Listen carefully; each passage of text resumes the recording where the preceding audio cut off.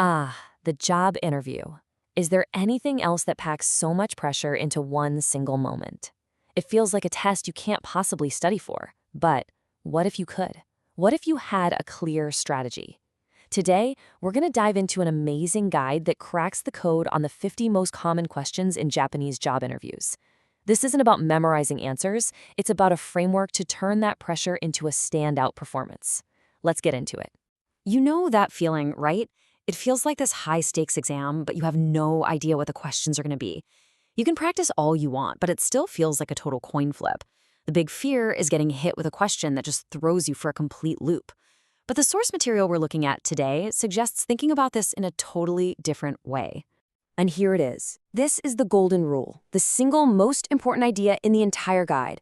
This whole process is not about becoming a robot spitting out perfect, memorized answers. It's about building a solid framework for yourself so you can speak confidently, authentically, and, most importantly, in your own words. So let's forget the script and start building the strategy. Okay, so where do we start? Well, the foundation of any great interview is a really strong personal narrative. The very first thing you need to nail down are the questions all about you, who you are, what makes you tick, and what you've actually done.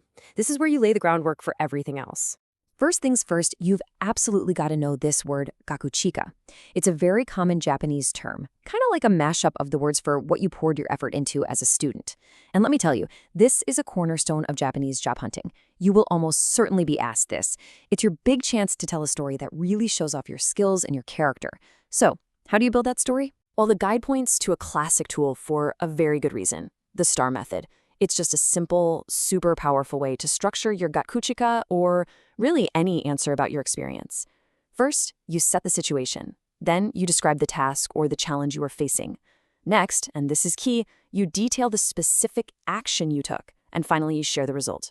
This formula is brilliant because it doesn't just show what you did, it shows the impact you had. Okay, so let's use that storytelling mindset on an absolute classic, your strengths and weaknesses. It's just not enough to say, oh, I'm a hard worker. The key is to back up every strength with a concrete episode, a little mini story. And for weaknesses, it's all about showing that you're self-aware and you're proactive. You frame it as something you're actively working on, which turns a potential negative into a huge positive about your maturity and your drive to grow. And this same thinking applies across the board. They ask about a failure. The story isn't about the failure, it's about what you learned from it. Hobbies? They're not just for fun. They can show your personality, your creativity, your discipline. The goal is always the same. Connect these personal bits and pieces back to the qualities of a fantastic employee: resilience, a balanced personality, and ambition that actually lines up with where the company is headed. Okay, part one is down. You've established who you are with a solid personal story. Now for the crucial next step. You have to connect that story directly to the company you're interviewing with. This is where you prove that this isn't just one of many interviews for you, this is the one. And listen, this is where a lot of people slip up. It's pretty easy to explain why you want to work in, the tech industry, but it's much, much harder to explain why you want to be at this specific tech company instead of their biggest competitor.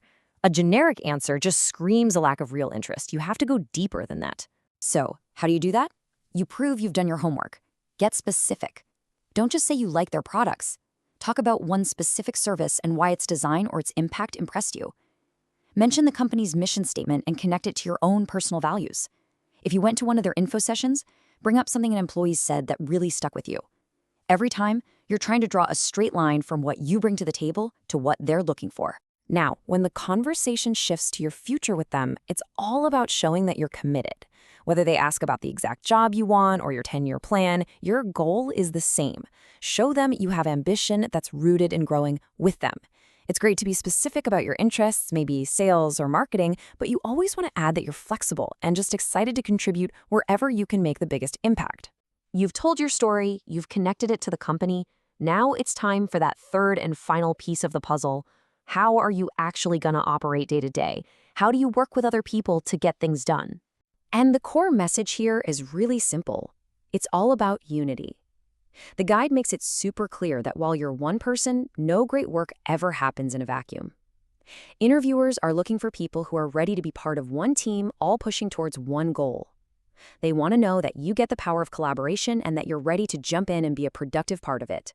And the guide offers some really fantastic, nuanced advice here. Like, leadership isn't just about being the boss. It's about lifting up and empowering your teammates. There's even a suggestion to see your role as the junkatsuyu, the lubricant, the person who helps conversations run smoothly. And when conflict comes up, your first instinct shouldn't be to argue your point. It should be to listen and truly understand where the other person is coming from. The goal isn't to win, it's to find a solution everyone can get behind. And really, this quote just says it all, doesn't it? Stating that you value kyochosei, that's cooperativeness or harmony with others, is such a powerful way to signal your work ethic and show that you're ready to fit into a team-first culture. All right, deep breath, we're nearing the finish line. You've answered all of their questions. And then they say it. So, do you have any questions for us? This isn't just a polite formality, my friends. This is your final and maybe your most important chance to leave a lasting impression. And this right here is probably the single biggest missed opportunity in any interview. When they ask if you have questions, saying, nope, not really, is a huge red flag.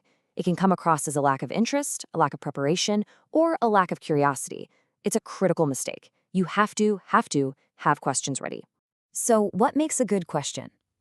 Well, look at the theme in all these examples.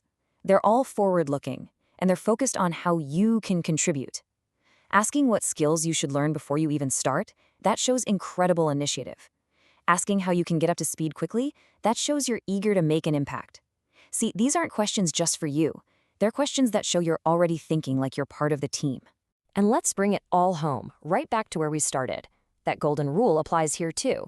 Your questions shouldn't sound like you just read them off a list 5 minutes ago. They should feel genuine, sparked by the actual conversation you just had. This is your final chance to be authentic and show you were really listening. So, when you boil it all down, what's the game plan? A great interview isn't about perfectly answering 50 random questions. It's about telling 3 clear, connected stories. First, your personal story, which answers the question, who are you? Second, the company connection, which answers, why are you here? And third, your work ethic, which answers, how will you contribute? If you can master these 3 narratives, you'll be ready for pretty much anything they can throw at you. You know, the biggest change you can make is just in your mindset. An interview isn't some scary interrogation where you're just sitting there waiting for the next question. It's a conversation. It's a two-way street where both of you are trying to figure out if it's a good fit. And with a framework like this, you have the tools not just to answer questions, but to actually help guide that conversation. So the only real question left is, are you ready?